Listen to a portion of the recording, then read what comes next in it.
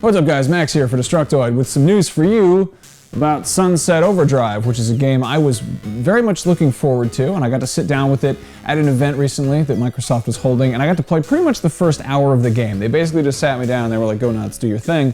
And that included, you know, character customization and the whole intro tutorial stage, which is admittedly always tedious. Tutorials are always just too slow for what you're doing.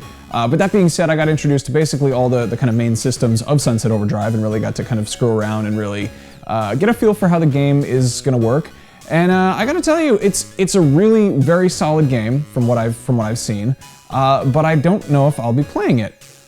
Okay, so quick recap. Sunset revolves around you, player character, as a lowly janitor in Sunset City, which is this lovely kind of cartoony, kind of California vibey town city.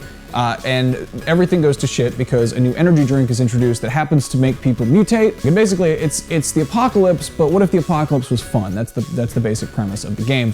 And what's nice is these bad guys aren't strictly zombies. They're like I said, they're mutants, so they don't just do the kind of the grabby, clawy, bitey stuff. A lot of them do that. They also have, like, you know, crazy special abilities. One of them has like a backhoe arm for an arm, another one has like a rocket launcher that he shoots at you. But I mean, pretty much the premise is you're going to run around the city and you're going to fight these guys along with other survivors who have kind of formed these weird little groups of you know, post-apocalyptic wasteland type people, but a little bit more colorful. That's really what the game has going for it, is so much color, so much character. And that was something that immediately grabbed my attention. We saw that trailer back at E3 a couple years ago, and it kind of shows off this just kind of in-your-face, wacky, over-the-top kind of goofiness, and the whole thing revolves around goddamn energy drinks. So anyway, beginning of the game, you do a character creation. There's like 4 different body types, and then from there you can kind of pick and choose different faces and make minor adjustments accordingly, different hairstyles, different clothes, and all that. It's not the most extremely fleshed out character customization option I've seen, but you can definitely get creative with it and do some silly shit. And as you progress through the game, you unlock more and more outfits. The general kind of base aesthetic is very punk rock, but in kind of a cartoony, almost Tank Girl-ish sense. In terms of gameplay, you've got a few different things going on here. The kind of basic underlying combat system is you got your melee attack, which I guess with your crowbar, and then of course you have your wide variety of guns, which are very much like the kind of stuff you'd expect from Insomniac and, like, you know, their games like Resistance and Ratchet and Clank, which always have fun, wacky guns, which we were really hoping for in, was it Fuse? Ooh. Anyway, the guns are fun. You know, you get like a teddy bear gun that shoots exploding teddy bears. You get record player gun, you get soda bombs or something. On top of that, a big part of the game is traversal. The idea is you're trying to get around the city as fast as possible, but you're trying to stay off the ground. So there's a fair amount of kind of free running, but it's combined with this rail system that's running all over the city, which you can either grind on with your shoes or hang off of with a crowbar, and you're kind of going around on that. And you get to move pretty fast, and you can be shooting the guys from the side of the rails, and it's very much like BioShock Infinite in that sense, but it makes a whole lot more sense than BioShock Infinite, which always kind of felt like it should have been an open world game, but it wasn't. You know, and here you're trying to get around as fast as possible, and as you're doing it, as you're, you know, kind of pulling off combos and tricks and hopping around and shooting guys in the face, you start building up your overcharge meter, or overdrive meter?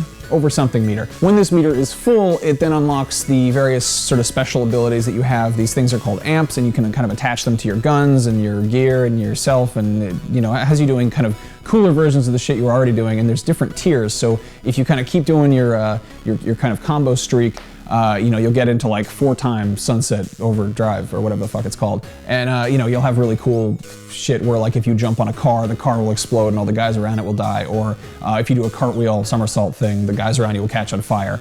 So anyway, overall, Sunset Overdrive, I feel like it's going to be a really solid game. It's going to be definitely something that I think a lot of people will enjoy, and it's not like there's a whole lot of other stuff on the Xbox One at this exact moment. This comes out pretty early in the holiday season. It comes out at the end of October this year, and I mean, it looks great. It looks colorful. It's kind of gorgeous in action. It's nice to see that fun, not taking itself too seriously approach in games. I think we had like a very dark period for a while there where everyone was trying to be gritty and down to earth and realistic and grown up, and now it's kind of like, let's just have a laugh or two. And for whatever reason, Sunset just isn't clicking with me, and I was really looking forward to it, but it feels it feels kind of flat after playing games like Blood Dragon and Saints Row, which are genuinely so self-aware and so kind of I can't believe they said that / did that. And here we've got what's an incredibly sound, stable game that kind of, it feels like it's more cautiously making fun of itself. You know, it's the mechanics are still very straightforward. Your motivations are pretty standard, and aside from you know, the game kind of making fun of the fact that you died when you die and being like, you're in a video game, haha, it's okay, no worries. It's still just kind of, it's a pretty regular video game. And I mean, there's nothing wrong with that. I'm sure a lot of people can get really into it. And yeah, I mean, that's kind of the takeaway there. If you liked flying around on rails in BioShock Infinite, and you like things that are colorful and kooky, you like the weapons and Resistance and Ratchet and Clank, and maybe you wish that Infamous Second Son wasn't so up its own ass with seriousness, then this might very well be the game for you. So, there you go. I'm Max Scoville for Destructoid. I think we've got a write-up going up over there somewhere, something or other. If nothing else, there will be a review there in like a month or so. Take it easy, guys. Goodbye.